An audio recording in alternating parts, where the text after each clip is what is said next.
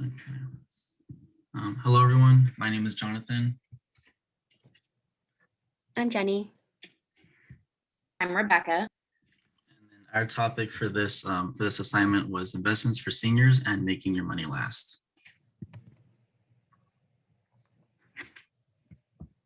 So to start off, as they grow older, seniors go from typically bringing in regular income with a paycheck to focusing more on growing the money that they have been able to save up and making it last as long as possible through their retirement years.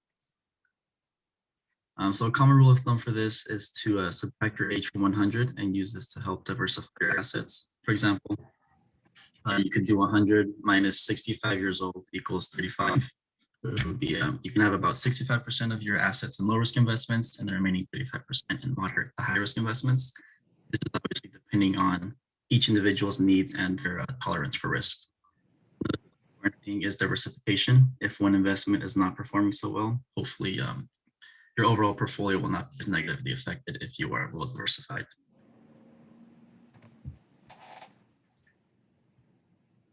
And now inflation. Inflation is one of the biggest issues faced in retirement.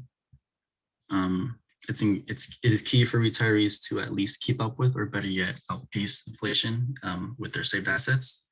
For example, if someone is retiring at 65 years old and they've been able to save up $1 million for their retirement, over the course of 5, 10, or 20 years, that money will start to lose its value very rapidly, as we can see in this chart here. And to help combat this, our first recommendation is Treasury Inflation Protected Securities, also known as TIPS. And this protects from inflation with the principal increasing as inflation increases. It pays interest twice a year at a fixed rate, and the interest payments rise with inflation. The only bad thing about this is that interest payments can also fall with deflation. So essentially, they're just following the rate of inflation or deflation in the market.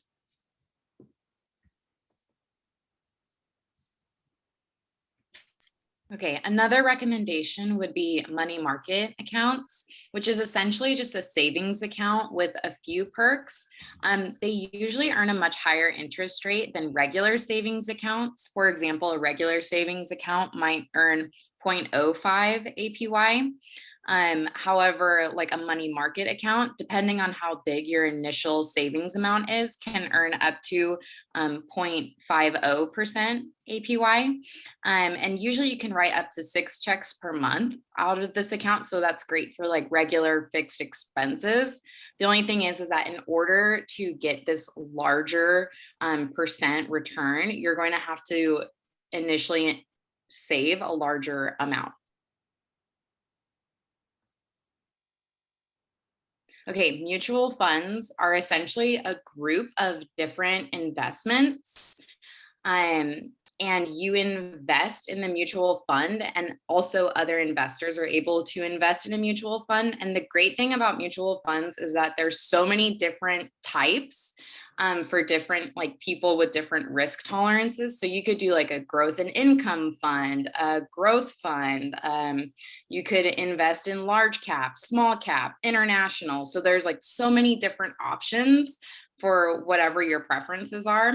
They're relatively liquid, and because a mutual fund invests in a variety of stocks or bonds, there's automatically this built-in diversification. So if one asset is like doing really well, you have a really high performing stock, and other ones aren't doing as well, you don't see as much of a shift in decrease in value. The only thing is to always be aware of the fees. Always read the prospectus, which is the document that kind of outlines what all the fees are. Even funds that say that they have very low fees will sometimes have hidden fees in there. So just always make sure to be thorough and read that. And in order to avoid some fees, if you go through the same investment brokerage company that set up the mutual fund, you might be able to avoid some of those management fees. For example, if you want to invest in the Fidelity Blue Chip Growth Fund, then I recommend that you invest through Fidelity.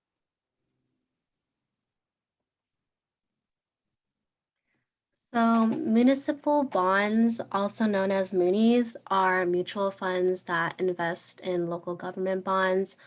Some pros about this is that there are no federal or state taxes, and this is one of the safest and low risk investments. A con would be that it's typically low to moderate return.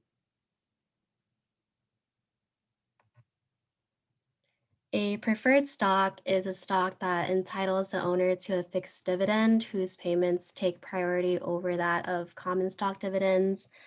Some of these pros would be if you own a preferred stock, one gets paid dividends before common stockholders, but before bondholders.